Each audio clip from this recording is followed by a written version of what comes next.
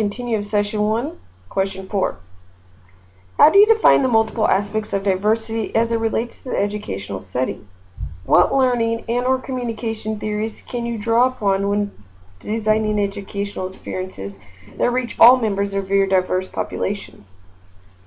Give specific example of theories and how they will inform you. What role do educational technologies play in this task? How do you define the multiple aspects of diversity as it relates to education setting? Well, their skills, ability, ethnicity, gender, language, home life, socioeconomic status, and culture. What do educational professionals today need to know about diversity issues? Fair is not equal. Not all learners are the same. The Lau versus Nicholas is that the not given note that given material that were different.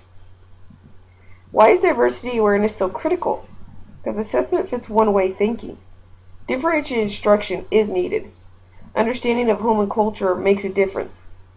What are the best practices for encouraging an inclusive classroom? Know your students and families. Communication. Differentiated instructions, levels and options, flexibility. What limitations currently exist to creating such a setting?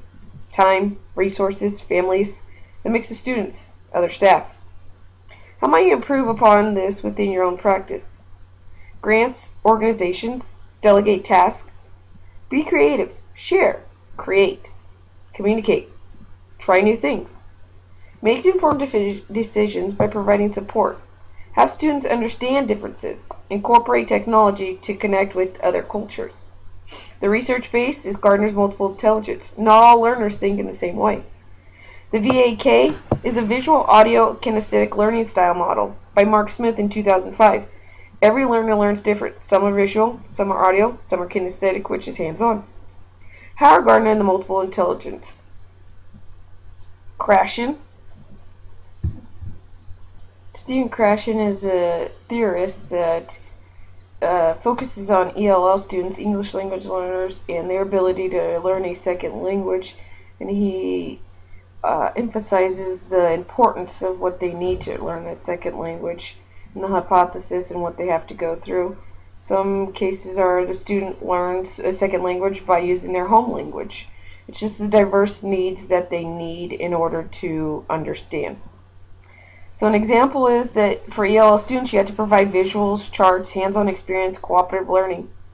The WU Collaborative Framework states that candidates must develop alternative instruction plans and assessments with adaptations for cultural, linguistic, and developmental differences.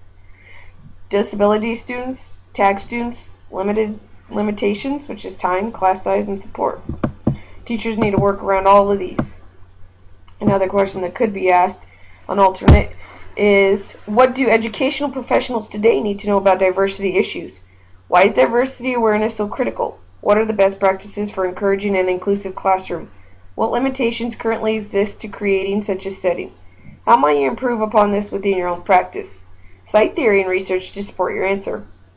Student self-efficacy. Create safe learning environment and expectations. Look for gaps in learning. Teacher support. Before and after school help. Homework club.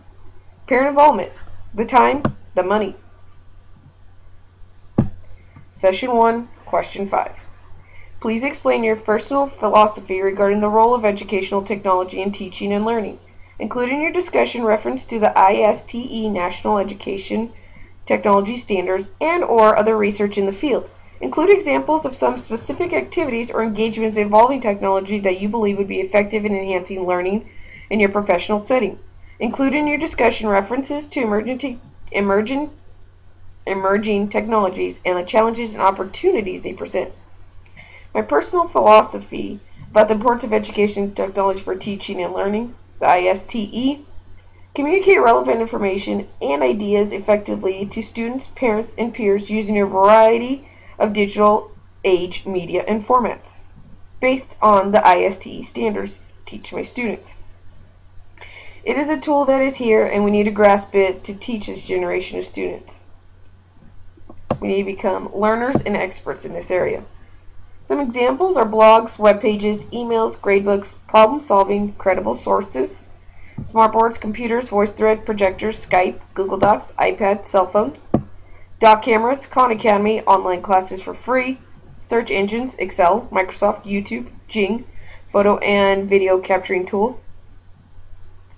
Digital tools, Woo Professional Framework states that meet technology challenges and opportunities. Need to be technology literate. Rapid changing environment, always on top of the game. Build knowledge from multiple resources. Using equipment, applying it, integrating the classroom. iPods. Acquire skills for workplace. Technology teaching proficiency at Woo. Find out what that states. The U.S. Department of Ed is stated in a recent proposal that properly used technology increases student learning opportunities, motivation, and achievement. Engagement through blogs and smartboards, research done through the web, and activities such as educational online literacy games, Starfall, iExcel Math, MathWiz, reference to video games and learning class, tons of educational games online, history, mathematical. Session 1, Question 6. Western Oregon University's conceptual framework include our commitment to connecting teaching and learning. Drawing upon your master's coursework, your reading, research, and professional experience, synthesize what it means to actively connect teaching and learning. Additionally, describe how this emphasis on teaching and learning will be applied to you in your professional practices. Connecting teaching and learning. By my education, my students will learn because I can better my own learning. Teachers should be lifelong learners. Teach students to be learners and motivated. Reflect on practices. Always participate in PLCs. Connect with students. Cultural responses. Describe how this emphasis on teaching and learning will be applied in your own professional practice. Professional development must focus on ways to improve student learning.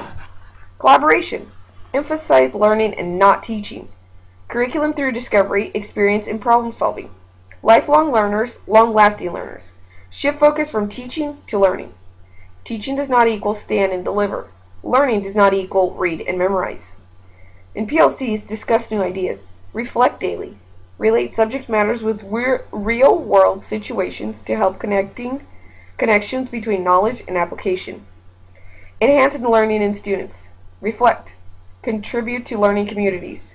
Emphasize problem solving. Recognize need for teaching and learning in a variety of contexts. Teach student to monitor, regulate, and direct own learning. Learn from each other. Teaching and learning are two different things that need to be connected. The N.J. Rao of 2010 is a researcher that stated, learning is a part of everyday life, involving two key elements: a teacher who imparts knowledge and a student who actively gains knowledge. Teaching and learning are two different things that need to be connected.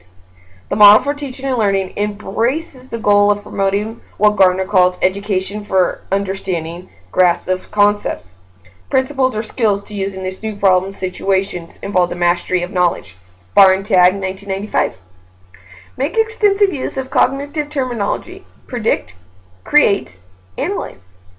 N.J. Rao, 2010, approaches to learning. Behaviorist approach, cognitive approach, and constructivist approach.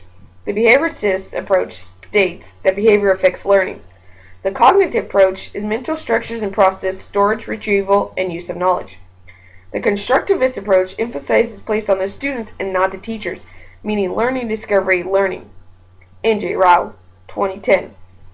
My personal view of education and how I teach is the constructivist approach, because I want students to be in charge of their learning, so I know when they have mastered and fully understand a concept is when they can actually teach it. N.J. Rao, 2010, the purpose of teaching is to help people learn and develop. Cognitive, emotional, social, physical, and spiritual education is to facilitate intentional learning.